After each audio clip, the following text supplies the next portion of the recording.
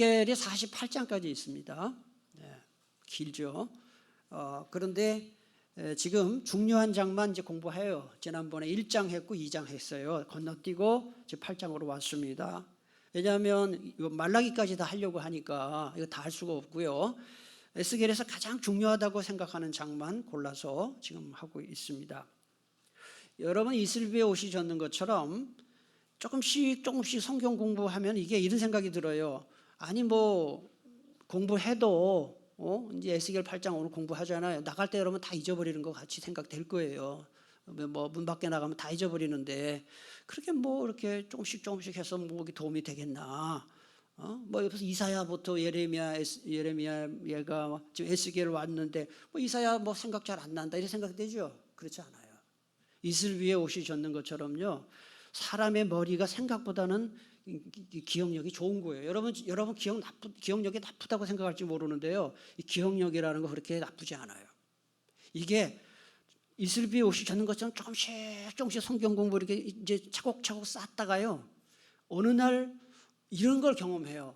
하고 성경이 갑자기 눈에 들어와요. 구약, 신약 이렇게 어느 날 갑자기 성경 전체가 이렇게 눈에 탁 깨질 때가 그때가 올 거예요. 공부하다 보면. 할렐루야. 그러니까 꾸준히 공부하시면 돼요. 저도 그래요. 저도 이제 성경을 연구를 본격적으로 한 게 30년 정도 되는데 제가 집에서 그랬어요. 우리 애들한테도. 얘들아 내가 설교 한 30년 하니까 이제 뭔가 조금 알겠다. 성경도 좀 이제는 보면 뭐 예를 들어 성경 어느 부분을 보면 이게 창세기부터 계시록까지 전체에서 이렇게 꿰인다. 성경이 이제는 이제 그게 참 그렇게 된다. 이제 그런 이야기를 제가 우리 애들한테도 하는데요. 성경 공부요 조금씩 하는 게 굉장히 중요해요. 왜냐하면은 이게 반드시 차곡차곡 쌓입니다. 그래서 어느 날 이게 쌓여가지고 쫙 어느 임계점에 딱 도달하게 되면은 구슬이 이렇게 꿰는 것처럼 성경이 탁 들어올 거예요. 그날이 여러분들에게도 올 줄로 믿습니다. 열심히 공부를 하시기 바랍니다. 에스겔 8장은 이게 뭐냐면 예루살렘의 우상 숭배를 고발하는 그런 내용이 나와요. 그래서 오늘 본문 전체가 우리 읽으면서도 무슨 뜻인지도 모르고 아마 읽었을 거예요. 왜냐하면 어려우니까. 근데 오늘 공부하고 나면은 재밌어요. 이게 그래서 에스겔이 예언자로 부름 받아 가지고요 환상을 본 이야기가 에스겔 전체에 나오는데 에스겔의 환상을 처음 본 때가 언제냐? 1장 1절 2절 한번 다시 가보세요. 에스겔이 환상을 처음 본 때가 언제냐? 에스겔 1장 1절에 보면 30째 해. 이 30째 해라는 말은 에스겔의 나이예요. 에스겔이 30살 되는 해에 내가 그발강가의 이 바벨론의 포로 잡힌 그 그발강가에서 하늘이 열리고 하나님의 모습이 보였는데 중요한 건 2절이에요. 2절. 우리 2절을 읽겠습니다. 시작. 여호야긴 왕이 사로잡힌 지 5년 그달 초 닷새라. 여기 보면 무슨 왕이 나와요? 여호야긴 왕이 사로잡힌 때부터 몇 년이냐? 이게 에스겔의 모든 연도 기준이에요. 그래서 이걸 알아야 되는 거예요. 에스겔서에 나오는 연도의 기준은 여호야긴 왕이 사로잡힌 때예요. 여호야긴 왕은 유다의 왕이 20명인데 몇 대 왕이에요? 19대 왕이에요. 마지막 왕은 시드기야예요. 그래서 시드기야 바로 앞에 여호야긴, 긴김, 여러분 그림 외울 때 긴김 배웠잖아요. 시든김, 긴김 배웠잖아요. 긴김. 그래서 마지막 직전 왕이 여호야긴 왕이에요. 이 19대 왕이에요. 그래서 여호야긴 왕이 사로잡힌 지 몇 년째, 이게 바로 에스겔에 나오는 모든 연도의 기준이다. 그런데 이 사로잡힌 때가 몇 년이라고 제가 써놨죠. 거기다 몇 년이에요? 주전 597년에 사로잡혔어요. 2차 포로예요. 2차 포로. 1차 포로는 605년이고요. 2차 포로가 597년인데 근데 오늘 본문으로 와보시면은 자, 그럼 언제 오늘 이 환상을 8장에 본 환상은 언제 본 거냐 하면은 8장 1절 보니까 6째 해라 그랬어요. 그러니까 이 기준이 약간 누구라 그랬어요? 여호야긴 왕이 사로잡힌 다음부터 6째 해면은 몇 년이에요? 592년쯤 되는 거죠. 590 한 1년쯤 되겠죠. 그죠? 590 한 1년쯤 되는 거예요.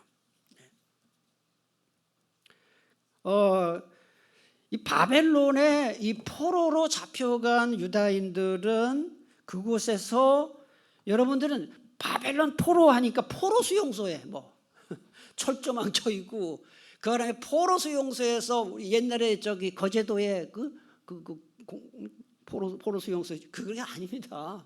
바벨론 포로 하니까 포로 생활, 그러니까 무슨 철조망 쳐여 있고 다 수갑 차고 뭐 그게 아니에요. 그냥 유다 나라의 사람들을 바벨론으로 저쪽으로 이주시킨 거예요. 그래서 거기 나름대로 거기에 자치를 허락받은 거예요. 여러분 중국 가보셨는지 모르겠어요. 중국 가보면 중국의 저기 길림성에 가면은 무슨 자치구가 있어요? 조선족이 사는 거기 연변 영길에 가면은 조선족 자치 지역이 있어요. 저도 가봤어요. 가봤는데 거기 조선족만 몰려 살아요. 조선족들 쫙, 우리 한국 사람들 조선족들이 쭉, 그리고 거기서는 자치를 주어요. 그거 비슷한 거예요. 바벨론에 포로 끌려갔다고 해서 포로 수용소 갇힌 게 아니라 거기서 다 자치를 허락했고, 그러니까 누가 지도자가 되느냐? 자연스럽게 제사장이 지도자가 돼요. 제사장. 근데 이 에스겔이 제사장 출신이란 말이죠. 그래서 에스겔은 제사장 출신이었기 때문에 자연스럽게 유다인들의 지도자가 된 거예요. 자연스러운 거죠. 지도자가 되고요. 자치 허락하니까요.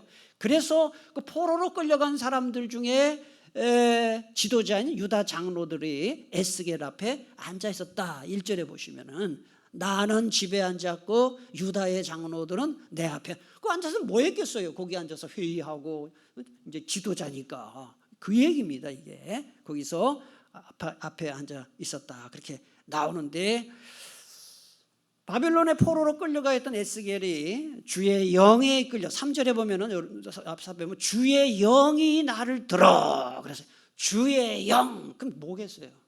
성령님이에요. 성령님. 아시겠어요? 주의 영. 그러니까 어떤 분은 성령님은 신약 성경에 나오는 줄 안 그래요. 신약 성경 때 처음 성령님이 오신 게 아니고 구약에도 성령님이 오셨어요. 그런데 신약과 달라진 점, 어떻게 다를까요? 구약의 성령님과 신약의 성령님이 어떻게 다를까? 같은 분은 같은 분인데 구약에서는 성령님께서 필요할 때만 특별한 사람에게만 임했다가 다시 올라가셨어요. 그러나 신약에는 예수님이 십자가 지시고 부활하신 다음에 오순절 마가 요한의 다락방에 오순절 때 120명의 성도들에게 성령께서 임하신 이후에 한 번 임하신 성령님은 떠나지 않아요. 저와 여러분에게도 성령께서 임하셔서 내주하셨다 그래요. 한 번 우리에게 오신 성령님은 떠나지 않고 우리와 동행하시는 주님이시다 하는 거죠. 그러니까 구약과 신약의 차이, 구약에는 필요한 때만 필요한 사람에게만 임했다.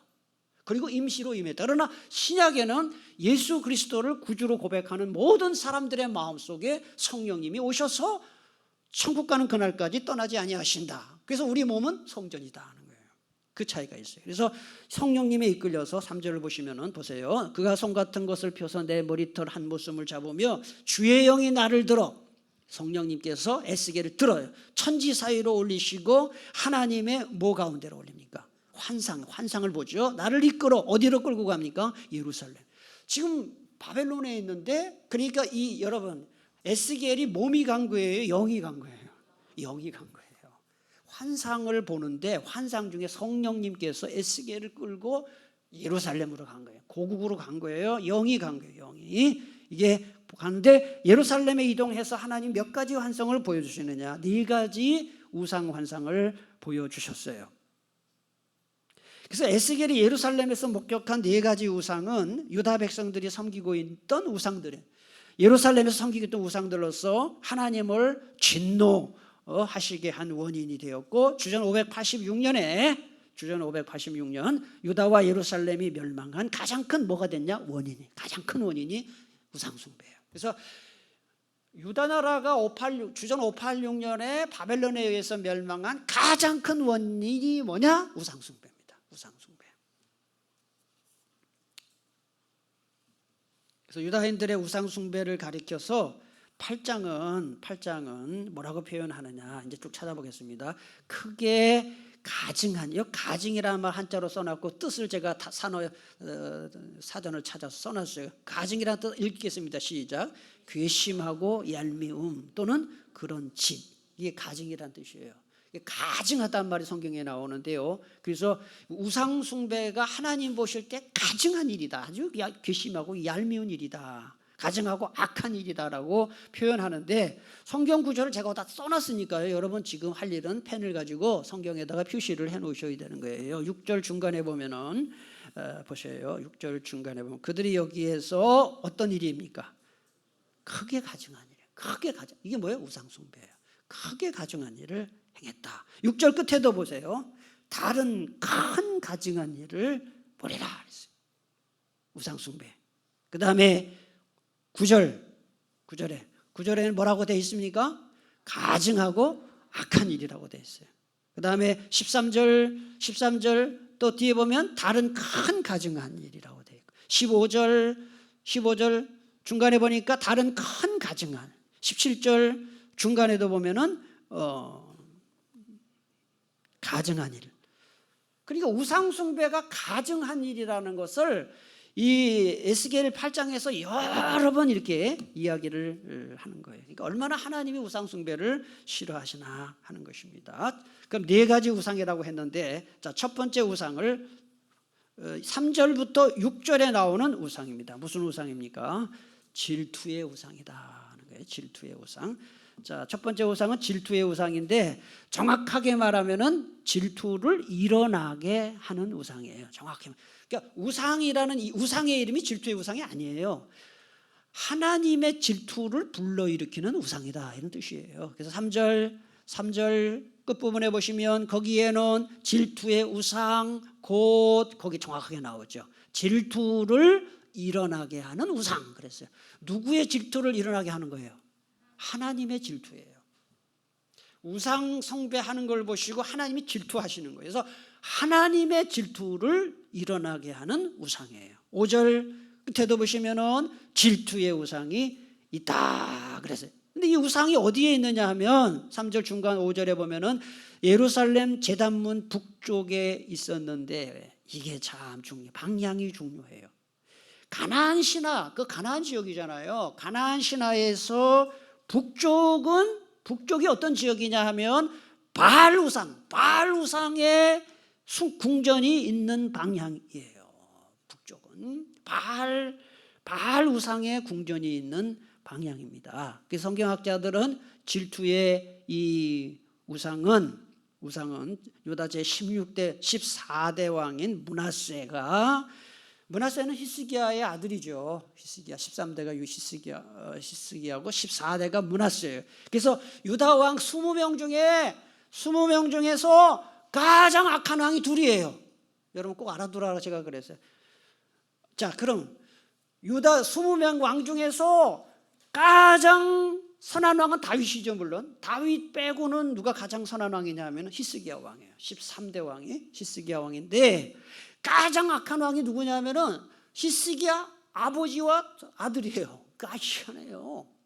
가장 다윗 다음으로 가장 선한 왕이 13대 히스기야 왕인데, 유다에서 가장 악한 왕은 히스기야의 아버지인 아하스예요. 그 다음에 히스기야의 아들인 므낫세.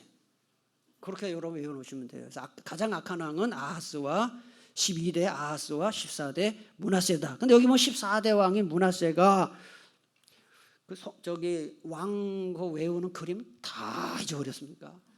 대답이 빨리빨리 안 나오네요. 계속 공부를 하셔야 돼요. 이거 외워놔야 열왕기 역대기가 다 눈에 들어와요. 거기 보면 쏙 쓰겠습니다.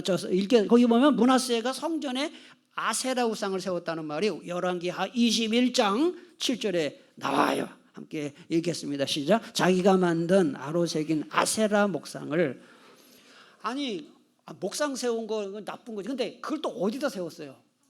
야, 예배당 안에다가 불상 갖다 놓은 거하고 똑같아요. 이렇게 나쁜 왕이 어디 있어요? 그러니까 나쁘다 그러죠. 어디 예배당 안에다 불상 갖다 놓냐고요. 그래서 이 질투의 우상이라는 이름을 가진 우상이 실제로 있는 건 아니고, 여기서 질투의 우상이라는 것은 예루살렘에 세워진 우상 때문에 하나님이 질투하시게 되었기 때문에 붙여진 이름이에요. 그래서 성경에 보면 하나님은 질투하시는 분이에요. 출애굽기 34장 14절에 보니까 너는 다른 신에게 절하지 말라. 여호와는 질투라 이름하는 질투의 하나님이심이니라. 그래서 우리가 하나님 뭐 질투하시나 이렇게 얘기하면 안 되고요. 우리가 알아듣게 하기 위해서 이런 표현을 쓴 거예요. 그래서 우리 하나님은 하나님에게 돌려야 할 영광, 찬송, 예배, 이거 잘 써놓으세요. 하나님께만 돌려야 할 영광, 찬송, 예배를 우상에게 돌릴 때 하나님은 질투하실 뿐만 아니라 우상 숭배하는 자들의 행동이 너무나요 역겨워서 성전을 어떻게 하시느냐. 6절에 답이 나와요. 6절 한번 끝에 보세요. 여기에서 크게 가증한 일을 행하여 나로 내 성소를 어떻게 한다 그랬어요? 멀리 떠나게 한다 그랬어요. 우상 숭배하면 하나님은 떠나신다. 떠나실 수밖에 없다 그랬어요. 그러니까 인간이 우상을 숭배하면은 하나님이 너무나 역겨워서 인간을 떠나실 수밖에 없습니다. 그래서 여기서 우리가 공부해야 할 게 뭐예요? 우리의 우상은 뭐냐 하는 거예요. 우리의 우상은 뭐냐? 여러분, 우상이 뭔지를 한번 잘 생각해 보세요. 우상은 뭐냐? 하나님보다 더 내가 신경 쓰는 게 우상입니다. 하나님보다 더 애지중지하고 하나님보다 더 우선순위를 두는 것이 그게 우상이에요. 우상이라는 게 불상같이 무슨 그런 조각품이나 나무나 새, 그게 아닙니다. 우상이 뭐냐? 하나님보다 더 사랑하고 하나님보다 더 애지중지하고 하나님보다 더 우선순위를 두는 그게 다 우상입니다. 그 우리의 가장 큰 우상이 될 수 있는 게 돈이겠죠. 이거는 아무도 저기서 자유롭지 않아요. 왜냐하면 돈이 있으면 힘이 있으니까. 그다음에 자녀가 우상이 될 수 있어요. 여러분, 자녀 때문에 신앙생활 못하는 사람들 많아요. 자녀가 우상이 될 수 있어요. 그래서 자녀가 우상이 되지 않으려고 하면은 자녀에게 너무 큰 기대하면 안 돼. 자녀 때문에 자녀 기껏 키워놨더니 다 소용없대. 그런 말 하지 마세요. 자녀는 원래 소용없는 거예요. 그냥 보내고 나면 자기들이 잘 살면 되는 거예요. 너무 자녀한테 기대지 마시라고. 너무 자녀를 우상으로 하면은 나중에 자녀 때문에 눈물 흘려요. 그러면 자녀를 잘 키우고 보내는 게 그 다음에 명예가 우상이 될 수 있고 칭찬. 교회 안에서도 말이죠. 어떤 교회를 해놓고 사람들이 막 칭찬 안 해주면 교회를 안 하고 이건 칭찬 우상이에요. 저는 요즘 좀 조심스러운 얘기 할게요. 요즘 우리의 한국 사람들 중이 좀 심각한 게 뭐냐면 이 반려견이 우상이에요. 죄송합니다. 여러분 반려견 키우고 나쁘다는 뜻 아닙니다. 또 이 설교 이상하게 또 해석하면 안 됩니다. 반려견이 키우는 게 나쁘다 이거 아닙니다. 좋습니다. 자기 취미인데 반려견이 요새 우상이에요. 예를 들면은 엘리베이터에서 이렇게 이렇게 반려견 많이 데리고 다니는데 개가 예쁘네 이런 소리 하면 큰일 난대요. 개가 개지 그게 그럼 근데요 특히 엄마래 자기가 엄마래 엄마 그래 이래 엄마 우리 애래. 와 난 막 이상해. 어떻게 자기가 엄마예요? 개 엄마예요? 그럼 뭐에 자기 족보가 어떻게 되는 거야 도대체? 더 표현인데 그거 요새 너무 쉽게 우리 애 데리고 왔다 그러고 막 공원에 가면은. 그리고요, 절대로 오해하지 마세요. 오래 키우는 개가 죽으면 슬프지, 당연히 슬프지. 근데 부모 죽을 때 그렇게 웁니까? 나 그런 거 생각하면은 이게 우상이에요. 부모 죽을 때 우냐고 그렇게. 야, 그리고 개 드는 비용이요. 반려견에게 드는 비용이 이게 장난 아닙니다. 알아보니까. 그러니까 반려견을 키우기 위해서 드는 엄청난 에너지, 시간, 그걸 사람 하나 키워보세요. 애를 입양한다든지 고아를. 물론 반려견 키우면 안 되고 입양만 해야 되는 이런 뜻 아닙니다. 극단적으로 듣지 마세요. 한번 생각해 보자 하는 거예요. 이게 맞느냐? 그래서 요새 또 비행기에도 이제 반려견 태운다고 하죠. 이게 참 큰일 났어. 나 이거 같이 걔네들하고 같이 타고 갈 생각하니까 이 법이 통과가 됐다 그러든가 될 거라 그러든가. 개 호텔 있는 거 아시죠? 이게 지금 사람들이 외로워서 그래요. 그리고 관계가 힘들어요. 사람과의 관계는 힘들어요. 근데 걔하고는 관계할 게 없잖아요. 걔가 상처 줍니까? 안 주죠. 그러니까 이게 우상이라는 거는 과도하게 뭐든지 애착을 갖는 것은 다 우상이 될 수 있다. 우리 교회 어떤 분의 자제분이 부부가 며느리가 들어왔는데 애를 안 낳고 개만 키워요. 그러니까 그런 걸 보면서 제가 부모가 속상하겠다. 어떻게 사람이 그럴 수 있는가. 사람을 키워야지. 우상은 그렇게 우리에게서 멀지 않습니다. 하나님보다 더 애지중지하고 더 신경 쓰고 하는 게 다 우상이다 하는 거예요. 자, 두 번째 7절부터 13절 곤충과 짐승 우상이 있습니다.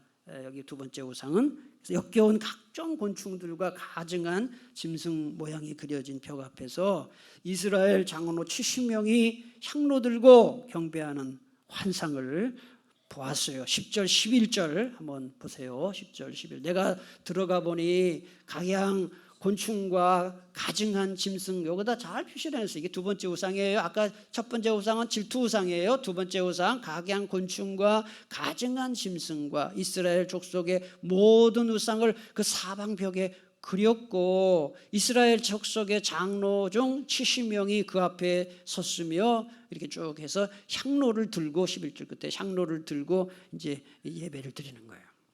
근데 10절 끝에 보면 우상을 사방벽에 그렸다라고 성경은 나와 있는데 이 그린다라는 이 히브리어 단어가 이 하카라는 단어를 쓰는데요.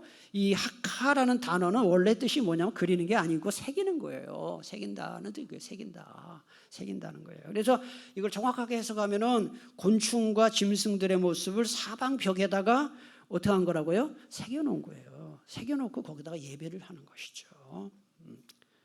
자, 11절 상반절에 보면은 이스라엘 장로들이 나와요. 장로 중에 70명이 이 사람들은 지도자들인데 지도자들이 앞장서서 하나님을 섬겨야 되는데 11절에 보면은 앞장서서 우상 숭배를 한 거예요. 기가 막힌 일이죠.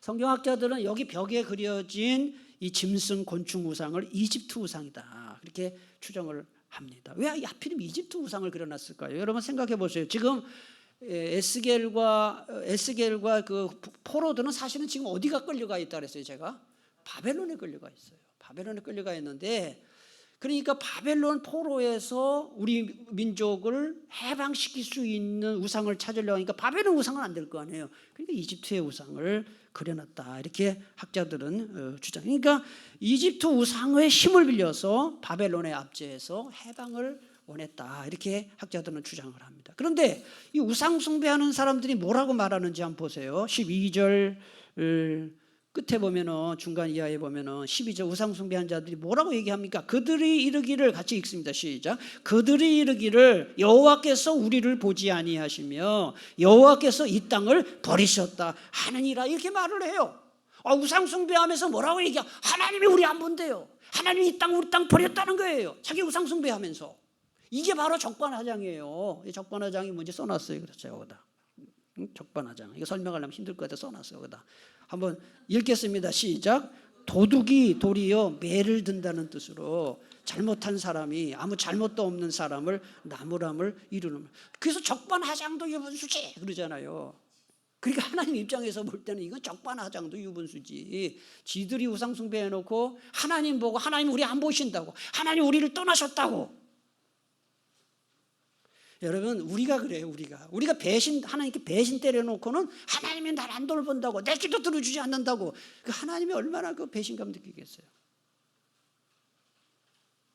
성경에 나오는 이런 거를 보면서 우리를 돌아봐야 되는 것이죠. 하나님께 불순종해서 징계받고 고난받으면서 자숙하고 회개하기는커녕 하나님 원망하고 불평하고 어려움 당할 때 하나님 원망하고 하나님 불평하고 좀 아까 그 12절에 나오는 대로 하나님 우리를 보지 않는다고 하나님 우리를 떠나셨다고. 이게 우리예요. 우리의 모습이에요.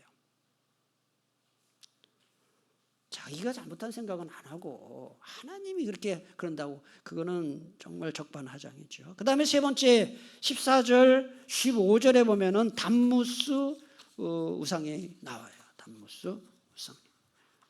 14절을 보고 거기 여러분이 잘 표시를 해놓으시면 돼요. 단무스. 그가 또 나를 데리고 여호와의 전으로 들어가는 북문에 이르시기로 보니 거기 여인들이 앉아 단무스를 위하여 애곡하더라. 그가 이거 한번 읽겠습니다. 단무스입니다. 단무스 우상이다. 이 단무스가 뭐냐 하는 거예요. 단무스. 단무스는요 고대의 수메르와 바벨론 사람들의 숭배한 농경신입니다. 농경신.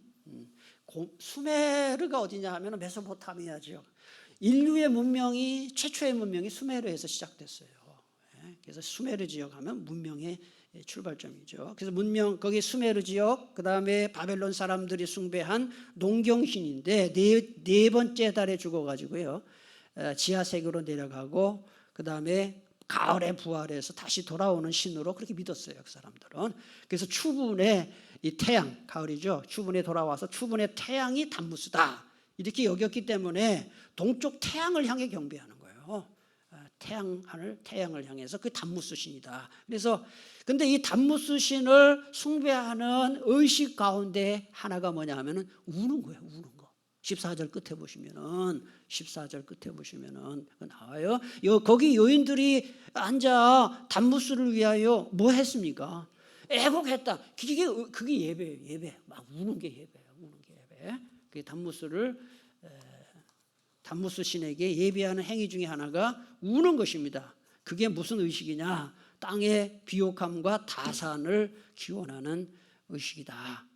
이 예루살렘 여인들은 하나님이 떠나심에 대해서는 슬퍼하지 않고 오히려 단무스 우상이 떠난 것을 슬퍼한 것입니다. 슬퍼할 일을 슬퍼하지 않고 슬퍼하지 말아야 할 일을 슬퍼하는 것이 바로 우상숭배의 본질입니다. 본질.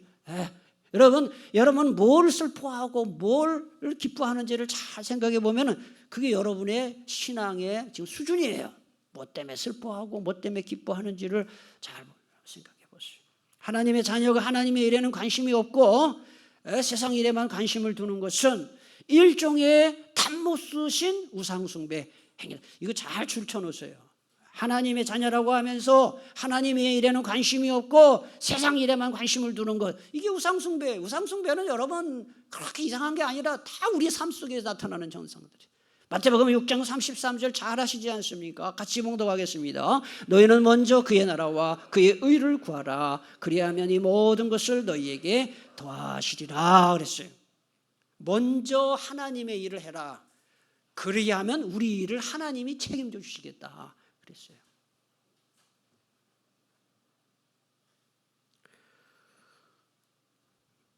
세상의 일을 위해서 슬퍼할 것이 아니라 하나님 나라 건설, 하나님의 무너진 성벽 때문에 울어야 된다는 거예요. 여러분 몸이 아프거나 또 경제적으로 궁핍하거나 또 가정이 불화하거나 자녀가 속색이거나 그러면 슬프잖아요. 고민이 있잖아요. 근데 한번 생각해 보세요. 여러분의 신앙이 형편없는 것 때문에 울어본 적 있나요? 여러분이 하나님의 일을 직분을 제대로 감당하지 못하는 것 때문에, 여러분의 자녀가 신앙생활을 똑바로 못하는 것 때문에 속상해 본 적이, 속상해 하시나요? 그만큼 몸이 아픈 것만큼.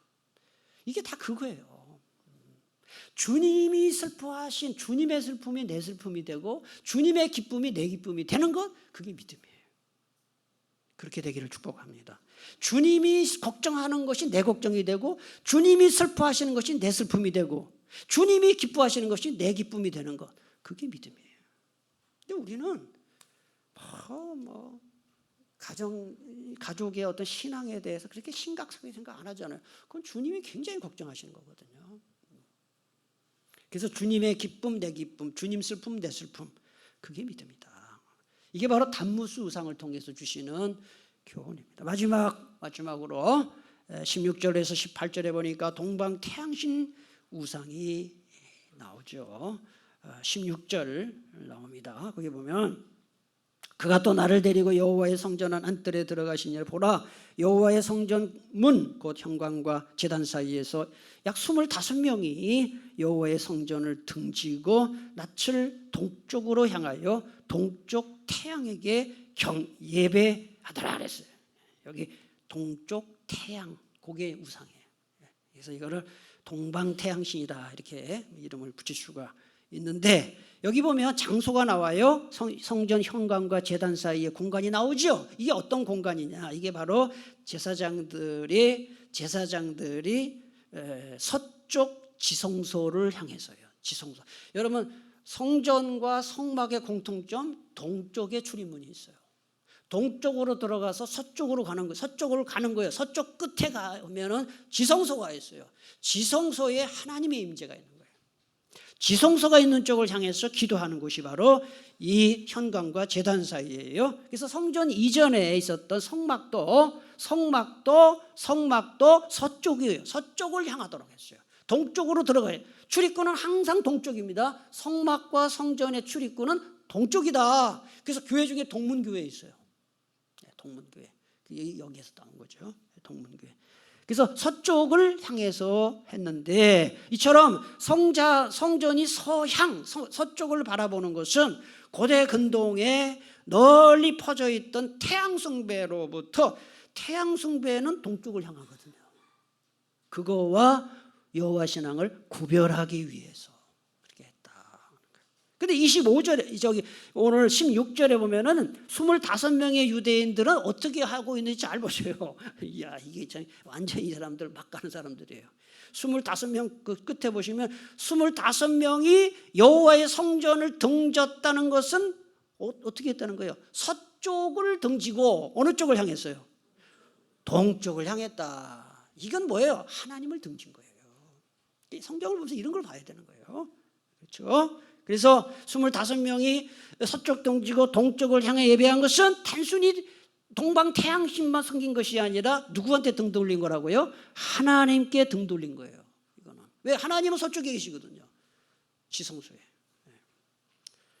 유다의 악한 왕 므낫세는 성전들의 천체들을 숭배하는 제단들을 설치. 하여튼 나쁜 것만 골라서 하는 이 므낫세, 아주 나쁜 놈이에요. 열왕기하 21장 5절, 열왕기 21장 5절, 여기다 안 써놨나? 써놨습니까? 같이 읽겠습니다. 시작.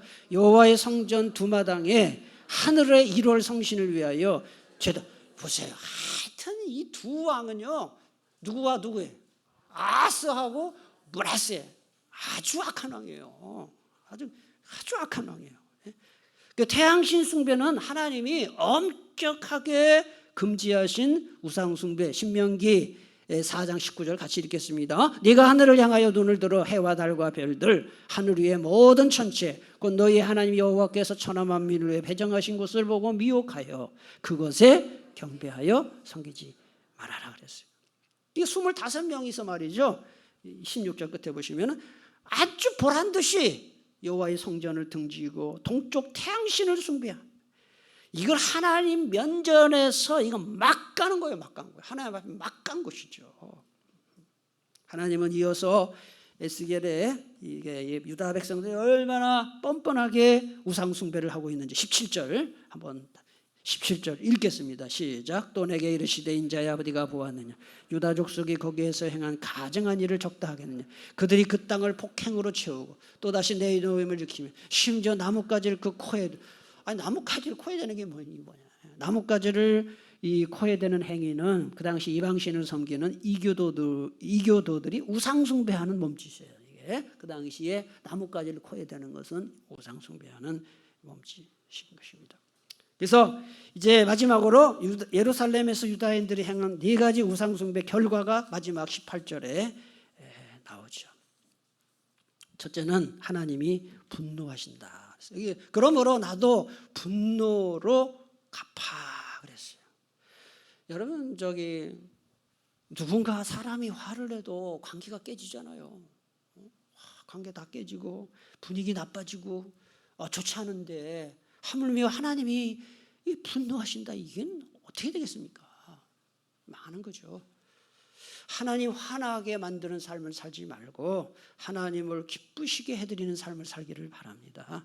하나님께 영광 돌리는 삶, 하나님 분노하시는 삶, 우상 숭배예요. 두 번째, 하나님이 더 이상 자비와 긍휼을 베풀지 아니하시는 거죠. 자비와 긍휼을 하나님 안 베풀, 우상 숭배하면 하나님의 자비와 긍휼 없이 우리가 하루 살아갈 수 있을까요? 여러분, 지난 한 주도 하나님이 자비와 긍휼을 날마다 베풀었기에 우리들이 숨쉬고 살아가는 건데요. 이번 한 주간도 하나님이 저와 여러분에게 은혜 주시기를 축복합니다. 근데 하나님의 자비와 긍휼이 없다는 거예요. 그렇게 하면.